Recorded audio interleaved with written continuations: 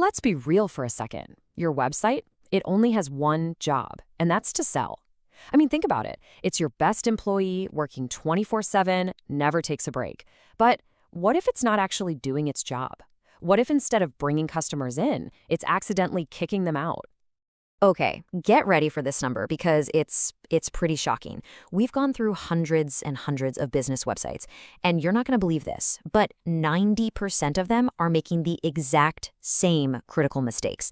And I'm not talking about small things like a typo here or there. No, these are big, fundamental design flaws that are literally costing them sales. So this is where it gets personal. I want you to think of this as a little health checkup for your own website. We're going to break down the three biggest culprits, the most common problems we see over and over. And the best part, we're also going to show you exactly how to fix them. So let's figure it out together. Is your site rolling out the welcome mat, or is it basically a go-away sign? All right, let's dive into the first big one. We're calling it Pillar 1, Scannable Design. And this all comes down to a really simple but kind of surprising truth. The way you think people use the internet is probably not how they actually use it. So what's the problem? Well, it's something I like to call the wall of text. You know what I'm talking about. It's that urge to tell your customers everything, so you just write these huge, dense paragraphs. But listen, here's the tough love. People do not read on the internet. They just don't. They scan. And when their eyes hit a giant block of text, you know what their brain says? Nope.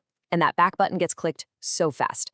The solution is all about creating a clear visual path, a hierarchy that tells their eyes exactly where to go. Okay, so how do we build that path? Well, we use a little secret from the world of user experience called the F pattern. And what's so cool about this is that it's backed by science. Eye tracking studies have literally watched people's eyes, and they've proven that this is how most of us scan a web page. We read across the top line, then our eyes jump down the left side, kind of looking for keywords, and then we do one more little scan across the middle. It makes an F shape. Once you know this, you can design with that natural behavior instead of fighting it. And just me, it is a total game changer. And the best part? The fix is actually super simple. Seriously. First, just break up those giant paragraphs into bullet points. They're so much easier to digest. Second, use big, bold headers. They act like signposts, telling people what's in each section. And third, and you've got to listen to me on this one, embrace white space. It's not wasted space. It's a design tool. It gives your content room to breathe and makes everything feel so much calmer and less intimidating. Okay, so Pillar 1 is down. People can now easily scan your site. But that's just the first step, right? How do we actually get them to do something? Well, that brings us right into pillar number 2, action-driving buttons. Oh man, this is one of my biggest pet peeves. It's the hidden button. You've totally seen these. The designer tries to be all cool and minimalist, so they make the button this faint gray outline or a color that just melts into the background. Look, the whole point of a buy now or sign up button is not to be shy. It's supposed to scream, click me. If your most important button is playing hide and seek, you are just throwing money away. It's literally that simple. So here's the fix, and it's non-negotiable. Your main call to action button has to be impossible to miss. It needs to look like a button, feel like a button, and it needs a bold, solid, high contrast color that just pops off the page. A really good pro tip? If your website is mostly blue, try an orange button. They're on opposite sides of the color wheel, so it naturally draws the eye. That button should be the star of the show. Okay, before we hit our last pillar, I need you to just let this number sink in for a second. 70%.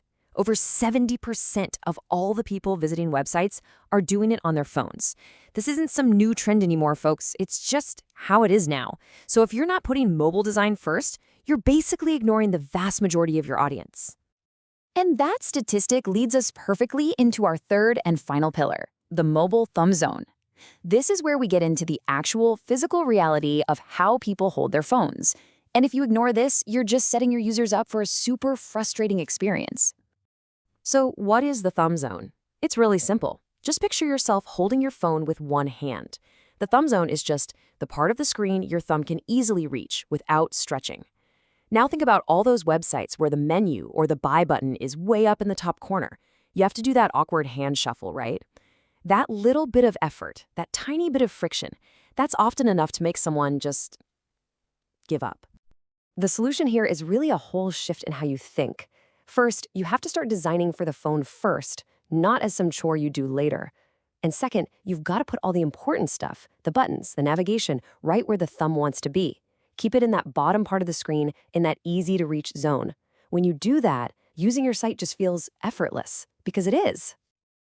All right, so we've covered a lot. We've got scannable design, we've got buttons that pop, and we're thinking about the thumb zone on mobile. So what's the big idea here? What's the one thing that connects all of these?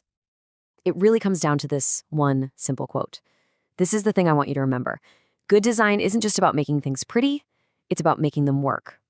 It's not art class. It's not about what you think looks cool. It's about engineering. It's about creating the smoothest, clearest, most effortless path for your customer to get from point A to point B. It's about making your website do its job. So I'm going to leave you with a question. I want you to pull up your own website right now, or just picture it in your head. Out of these three things we just talked about, the wall of text, the hidden buttons, the mobile design, which one is your biggest problem? What's the one fix you can make, like right now, to stop pushing people away and start letting your website finally do the selling?